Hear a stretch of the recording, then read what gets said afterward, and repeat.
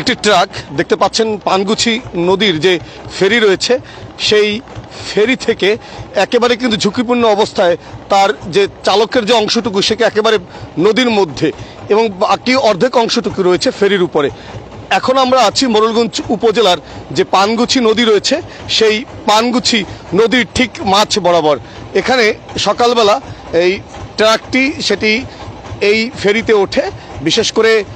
মোরেলগঞ্জ শরণখোলা থেকে বাগেরহাটের উদ্দেশ্যে যাওয়ার জন্য, কিন্তু আসলে ট্রাকের আমরা যতটুকু শুনেছি স্থানীয় যারা ফেরি কর্তৃপক্ষ রয়েছেন তারা আমাদের সাথে কথা বলেছেন যে ড্রাইভারের অসতর্কতার কারণে ফেরির যে একেবারে সর্বশেষ সীমানা পিলার থাকে সেই সীমানা যে অতিক্রম করে ফেরিটি কিন্তু এইভাবে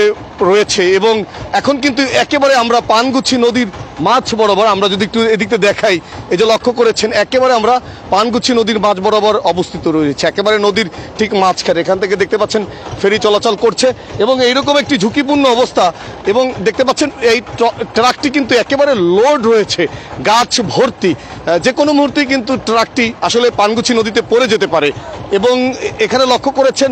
বিশেষ করে উদ্ধার কাজের জন্য ইতিমধ্যে কিন্তু আমরা শুনেছি বিভিন্ন জায়গা থেকে লোকজন তারা এখানে আসবেন বলে বলছেন এবং এই মুহূর্তে যারা আমাদের সাথে সরাসরি সুজন হাসান ফেসবুক পেজে যুক্ত আছেন লাইভে একটু জানাবেন যে আমাদের সাউন্ড ঠিক আছে কিনা, আমাদের শব্দযন্ত্র কাজ করছে কিনা। এবং এখানে দেখতে পাচ্ছেন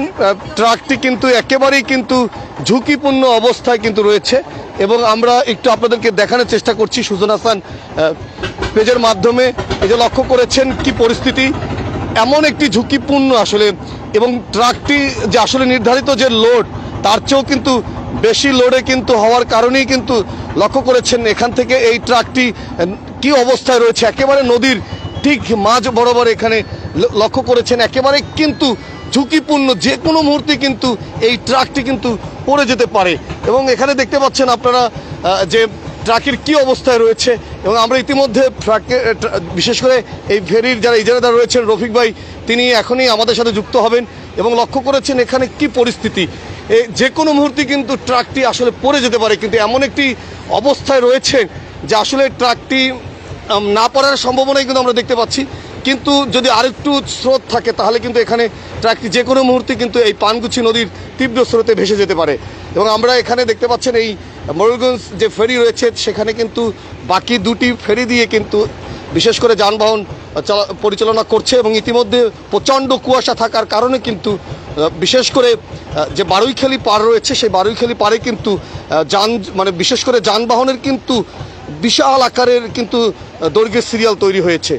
এবং আমরা এখানে দেখতে পাচ্ছি যে আসলে ট্রাকের কি অবস্থা, খুবই ঝুঁকিপূর্ণ। আরেকটু কথা বলে রাখি আপনাদেরকে, আমরা এখন কিন্তু রয়েছি মোরেলগঞ্জ উপজেলার পানগুছি যে নদী রয়েছে সেই পানগুছি নদীর যে একমাত্র যে ফেরিঘাট, সেই ফেরিঘাটে আজকে সকালে কিন্তু একটি ট্রাক সেটি বারুইখালীর যে মাথা রয়েছে বা ঘাট রয়েছে সেই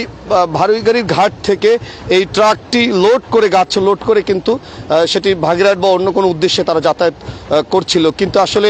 দুর্ঘটনার বশত বা এখানে আমরা যতটুকু শুনেছি যে ট্রাকের চালক তিনি